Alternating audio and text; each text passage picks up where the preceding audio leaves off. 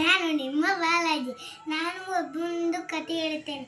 ಸುಮ್ಮನೆ ಕಿರಿಸ್ಕೊಂಡರೆ ಆಪತ್ತು ಬರುತ್ತಲ್ಲ, ಅವಾಗ ಯಾರೂ ಬರೋದಿಲ್ಲ ಅಂತ ಹೆಸರು.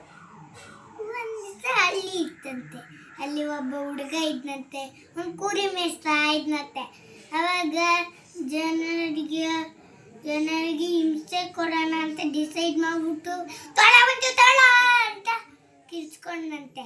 ಅವಾಗ ಎಲ್ಲ ಜನ ಬಂದು ಎಲ್ಲಿ ಎಲ್ಲಿ ಎಲ್ಲಿ ಅಂತಾರೆ ಅಂತ ನಗ್ತಾ ಇರ್ತಾನಂತೆ ಹುಡುಗ. ಮೇಲೆ ಇನ್ನೊಂದ್ಸತಿ ತೊಳ ಅಂತಾನಂತೆ.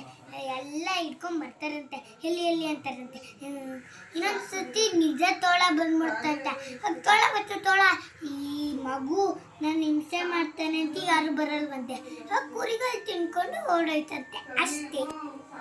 ಲೈಕ್ ಮಾಡಿ, ಶೇರ್ ಮಾಡಿ, ಸಬ್ಸ್ಕ್ರೈಬ್ ಮಾಡಿ, ಹಂಗೆ ಪಕ್ಕದಲ್ಲಿರೋ ಬೆಲ್ ಐಕನ್ನ ಕ್ಲಿಕ್ ಮಾಡಿ. ಬಾಯ್.